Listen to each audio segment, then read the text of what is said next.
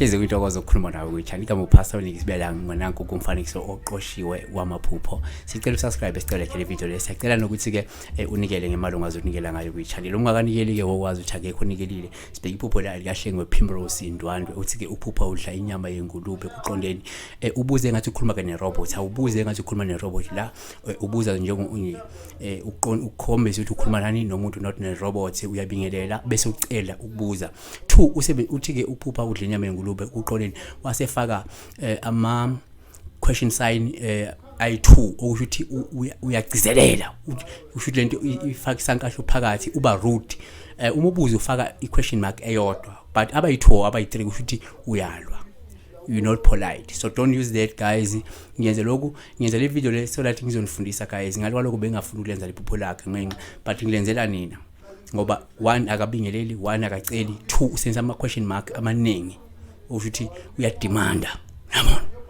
So uma uphupha ingulube ngasho into ezihlukahlukene. Omunye ngenzeka uphupha ingulube emnyama, uphupha ingulube emhlophe, but what is important here ingulube isali emnyama ribomvu or ibrown ingulube iloko sizobheka la. Number 1, uma uphupha la ingulube sithatha njengopholo olubi uma ingulube ingakwazi ukuphuma odakeni, lusho kuyibhadi, lusho ubunzima nongahambi kahle kwezinhlelo zakho, yabona.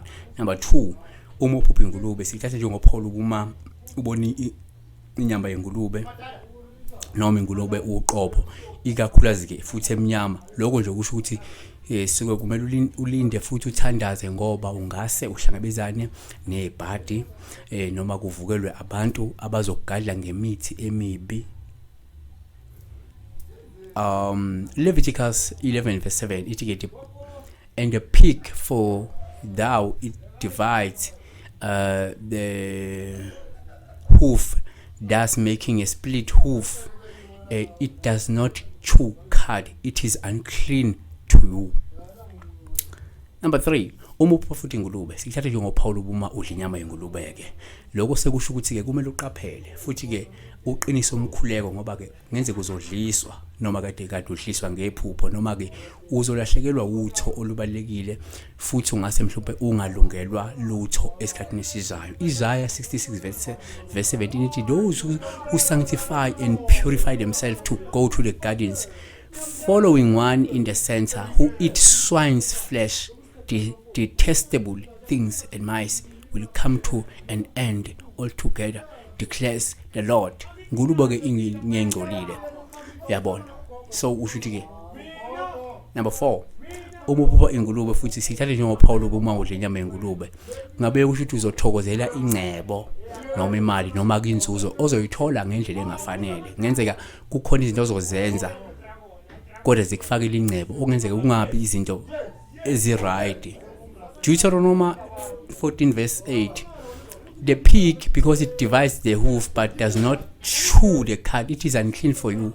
You shall not eat any of their flesh, nor touch their carcass.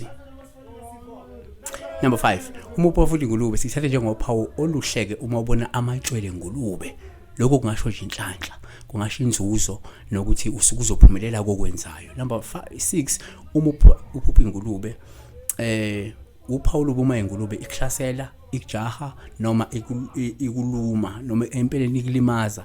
Lokho kusho ke ukuthi kunomuntu noma imbangi ezozama ukukukhohlisa noma ezokwakhela uzungu. Matthew 7:6 do not give what is holy to dogs, and do not throw your pearls before swine, or they will trample them under their feet and turn and tear you to pieces. Kanti ke number 7, uma uphupha ingulube uphawu uma ingulube ikubalekela ungayifice, lusho ukuthi lindela ke ukulahlekelwa,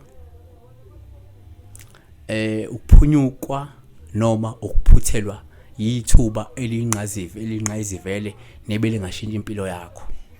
Number 8, uma uphupha ingulube futhi sithathe njengophawu uma izingulube zilwa zodwa futhi ke zingcolile. Lokho kusho ukuthi lindela ingxabano, impikiswano noma ke isiphithiphithi esizodalwa ukuvela kwemfihlo embi ungazelele. Number 9. Uma uphupha ingulube futhi ithatha njengophawu oluhle uma ingulube ifile. Ngoba lusho ukuthi lindele izinguquko ezinhle nezithokozisayo empilweni yakho. Number 10. Uma uphupha ingulube sikuthatha njengophawu uma ingulube ikhala, iklabalasa, iba ngumsindo. Lokho kusho ukuthi ke lindele isikhathi esinzima esizayo empilweni. Iloko nje bese kubheka ngengulube nganza kwethu. Ingulube ke mina ngihlathula ingulube emnyama nemhlophe ziya exista, so we cannot say ingulube emnyama, ingulube emhlophe. Ingulube mawuphupha ngenze kuyiphuphe ingulube inyama ingulube emhlophe, iphuphe nginyama ingulube emnyama, nginyama ingulube njani ingulube. Siyabonga. Blessed. Ungakhohlwa ukusubscribe, ungakhohlwa ukuthi ulike, ungakhohlwa ukuthi ke uzama na ungane ukuthi uthunikele kungasithokozisa nathi ukubona ukuthi ke uyakwazi na ukuseseka as abantu as i-channel to grow the channel. Yes, kodwa ke mangibuza nganze ukuthi don't use lento ukhuluma ke ne-robot. La awukhulumi ne-robot, ukhuluma nomuntu. So it's very imperative to say sawubona noma ke ngicela. Futhi ungawusebenzisa ama-question mark more than 1 empilweni.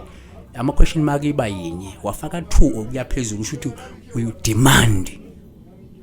I don't really like umuntu odemandayo, because now I don't demand anything from anyone, but I always ask.